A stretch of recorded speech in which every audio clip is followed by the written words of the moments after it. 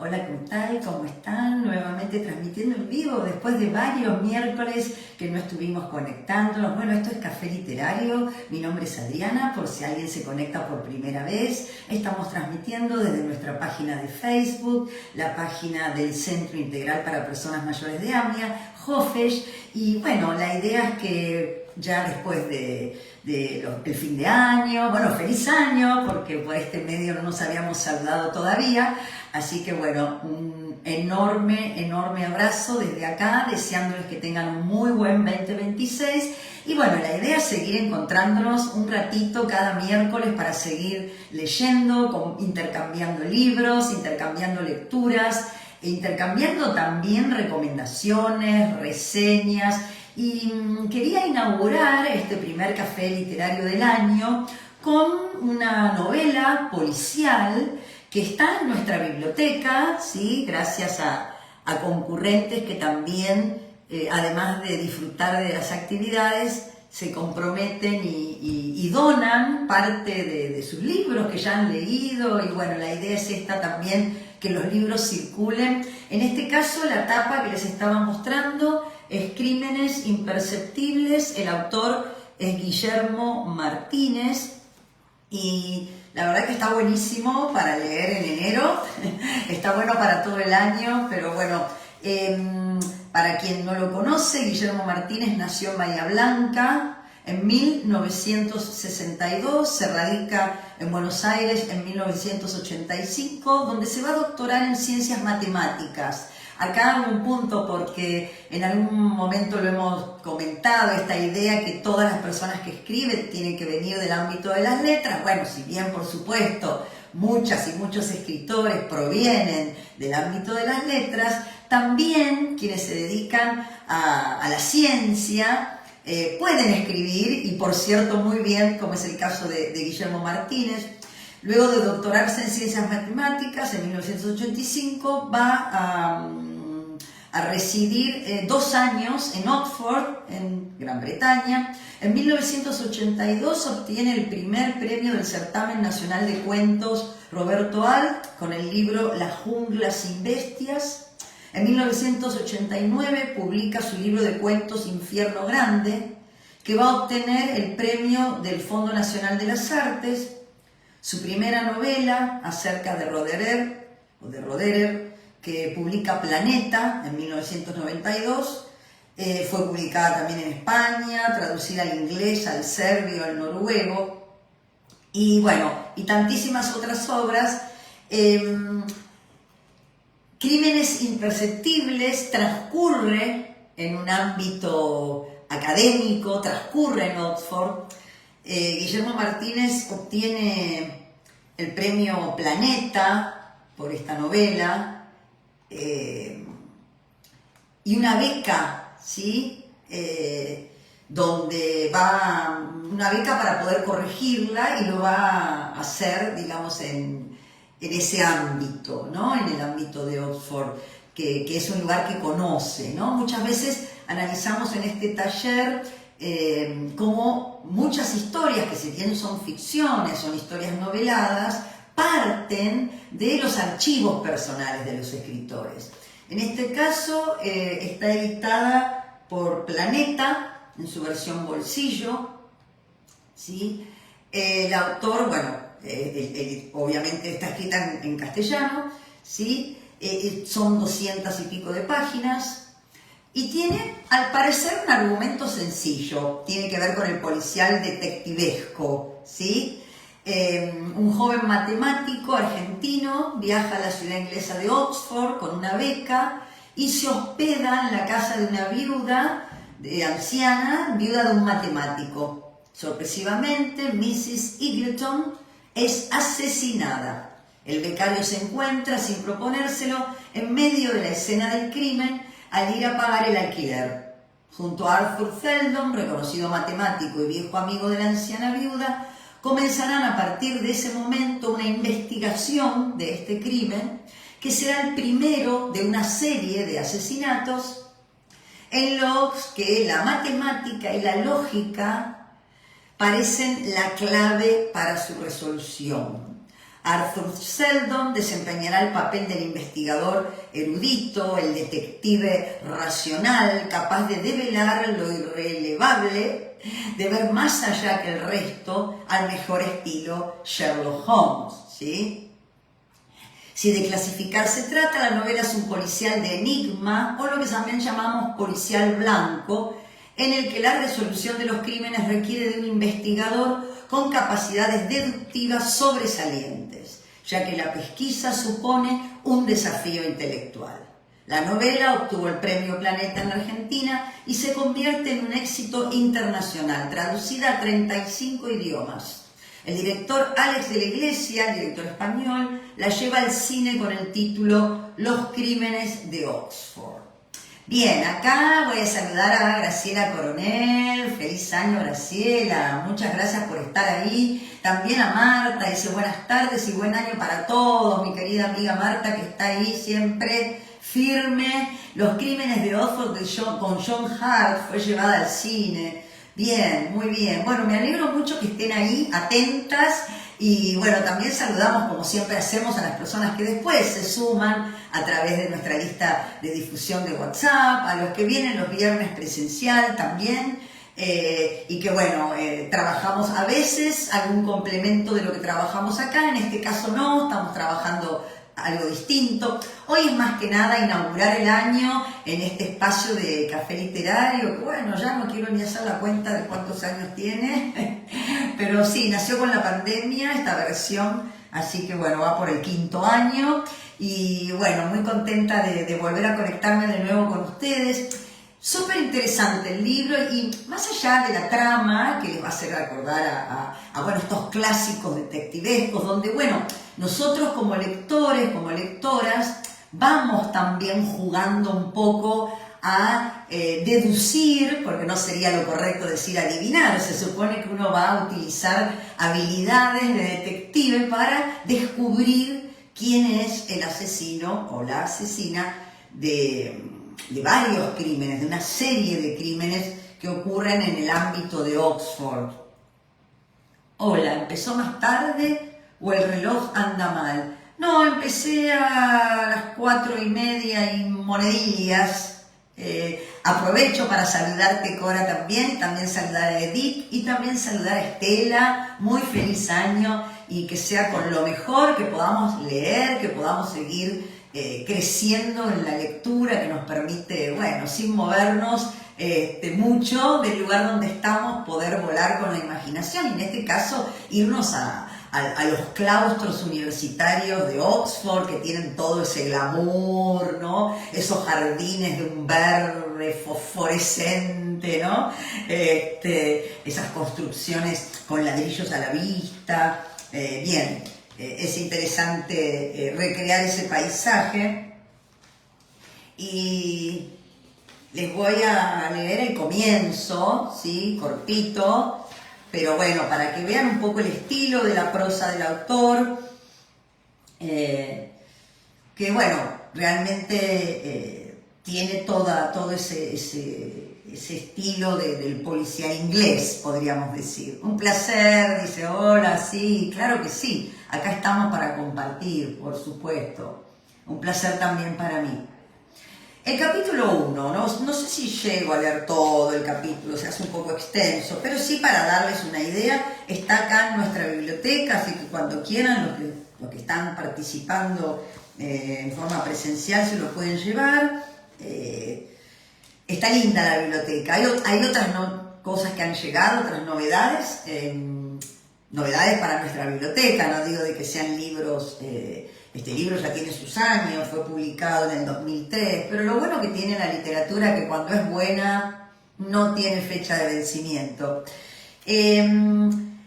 Ahora que pasaron los años y todo fue olvidado, ahora que me llegó desde Escocia en un lacónico mail la triste noticia de la muerte de Seldon, creo que puedo quebrar la promesa que en todo caso él nunca me pidió, y contar la verdad sobre los sucesos que en el verano del 93 llegaron a los diarios ingleses con títulos que oscilaban de lo macabro a lo sensacionalista, pero a los que Seldon y yo siempre nos referimos.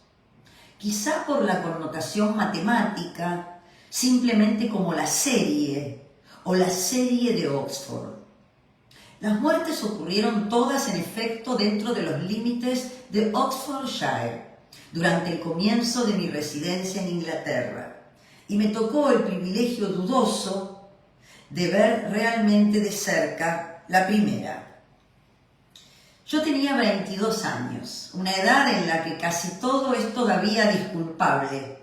Acababa de graduarme como matemático en la Universidad de Buenos Aires y viajaba a Oxford con una beca para una estadía de un año, con el propósito secreto de inclinarme hacia la lógica, o por lo menos de asistir al famoso seminario que dirigía Angus Macintyre.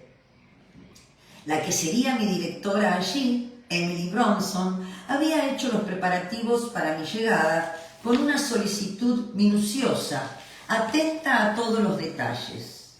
Era profesora y fellow de St. Anne's, pero en los mails que habíamos intercambiado antes del viaje, me sugirió que en vez de alojarme en los cuartos algo inhóspitos del college, quizás yo prefiriera, si el dinero de mi beca lo permitía, alquilar una habitación con baño propio, una pequeña cocina y entrada independiente en la casa de Mrs. Eagleton, una mujer, según me dijo, muy amable y discreta, la viuda de un antiguo profesor suyo.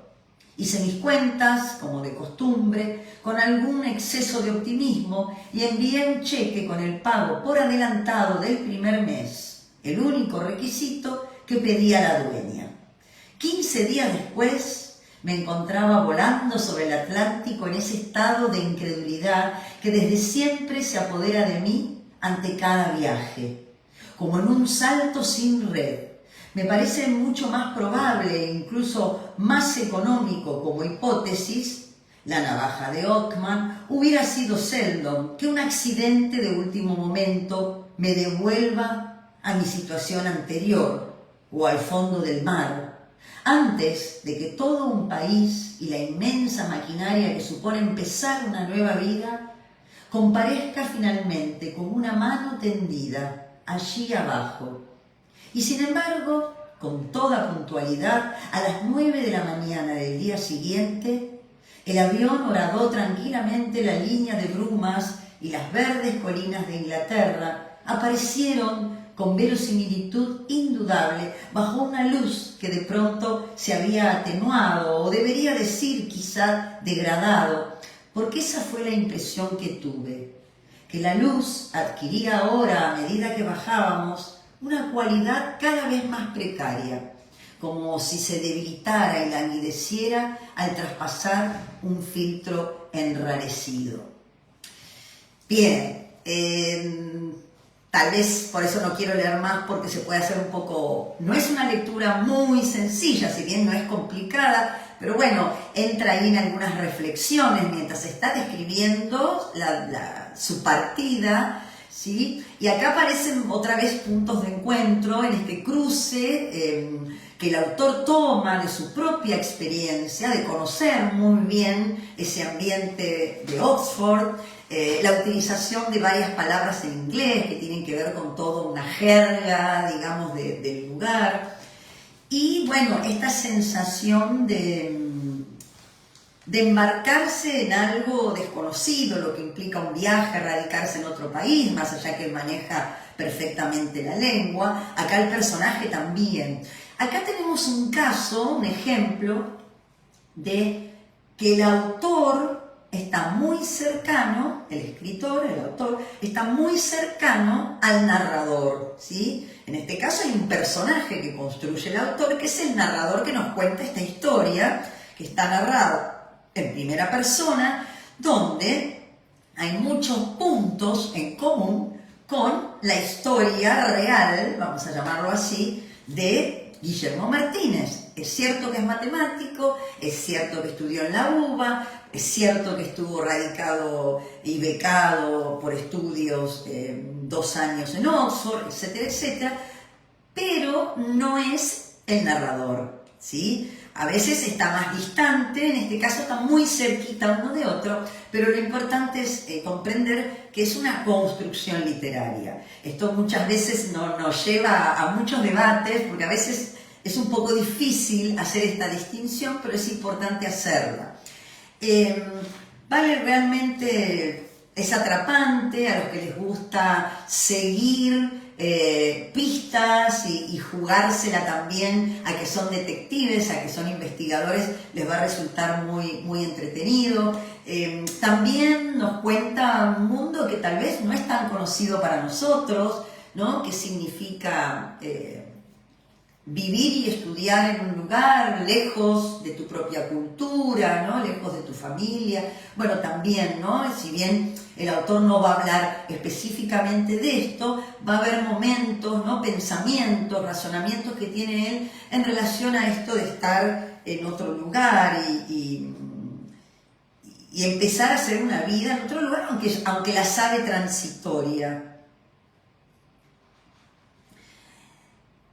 También va a hablar mucho, por supuesto, alguien que busca la verdad, ¿no? El detective que busca desentrañar ese secreto, dar con la verdad.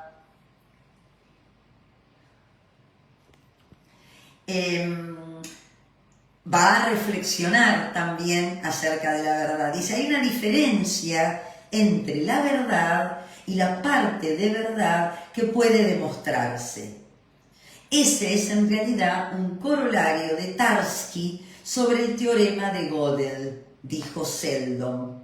Por supuesto, los jueces, los forenses, los arqueólogos sabían esto mucho antes que los matemáticos. Pensemos en cualquier crimen con solo dos posibles sospechosos. Cualquiera de ellos sabe toda la verdad que interesa. Yo fui o yo no fui.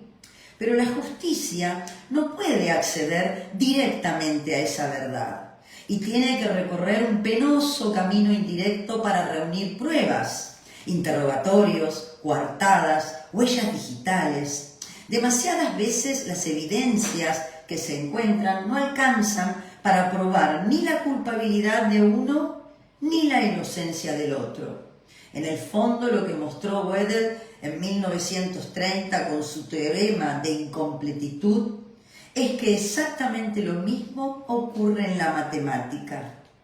El mecanismo de corroboración de la verdad que se remonta a Aristóteles y Euclides, la orgullosa maquinaria que a partir de afirmaciones verdaderas, de primeros principios irrebatibles, avanza por pasos estrictamente lógicos hacia la tesis.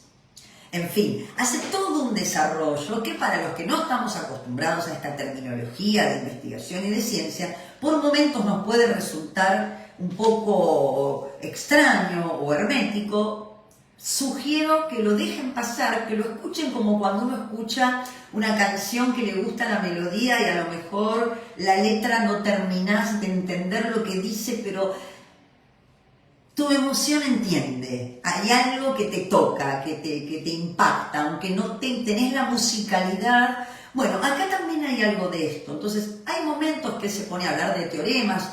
Él va a utilizar todo el conocimiento que tiene como matemático para plantear cuestiones muy profundas acerca de la justicia, de la verdad, de los relatos, ¿no? Como esto lo hemos charlado mucho en estos espacios literarios, porque bueno, el relato no es solamente el relato ficcional, ¿no? Sino lo que nos contamos, lo que nos cuentan, lo que vamos contándonos unos a otros, ¿no? Cómo vamos construyendo verdades en relación a cómo transmitimos nuestras experiencias.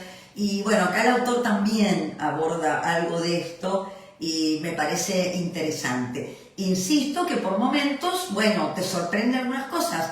Quienes no estamos familiarizados con la terminología de la matemática, pero vale la pena probar también lecturas distintas, ¿no? Donde tal vez quien escribe proviene de otro campo del saber y trae consigo toda esa terminología que me parece que a nosotros como lectores y lectoras nos puede enriquecer.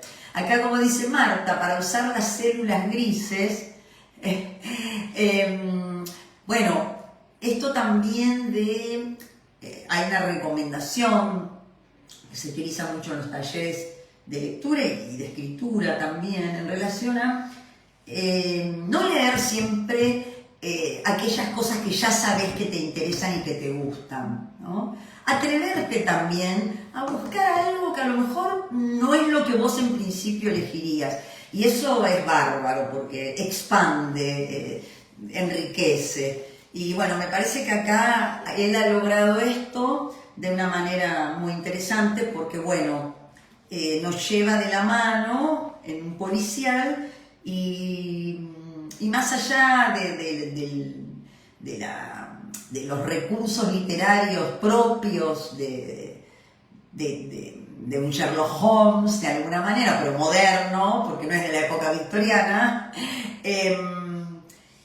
vamos a encontrar ahí profundidad, ¿no? Cada vez que buscamos la verdad nos encontramos con que, bueno, que también estamos buscándonos a nosotros mismos y algo de eso hay a lo largo del libro.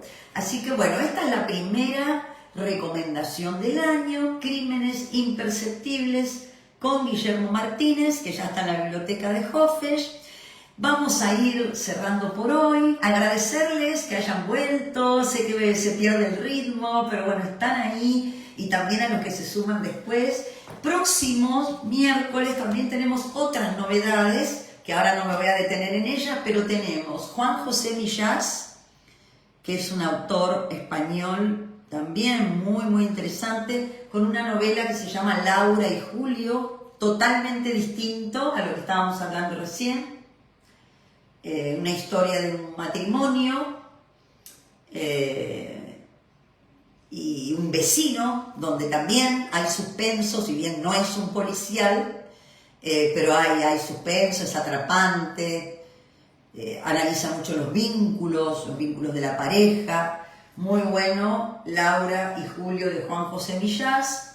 Y tenemos otro acá de nuestra autora preferida, Alicia Steinberg, Cuando digo Magdalena, ¿sí? Un grupo de personas que integran un curso de control mental, pasa un fin de semana en una estancia, imagínense. Pero bueno, nos vamos a detener en cada uno de estos dos libritos. Próximo miércoles vamos a elegir alguno de los dos y vamos a leer algunos momentos, algunos párrafos. Y bueno, las y los espero el viernes, 10 en punto, a los que vienen presencial. Y bueno, a quienes no se acercan presencialmente, vamos a seguir. La idea es seguir semanalmente, salvo que haya algún feriado o alguna fecha especial. Pero la idea es que sigamos compartiendo todos los miércoles en este mismo horario. Muchas gracias por estar ahí. Nuevamente feliz año con la mejor energía.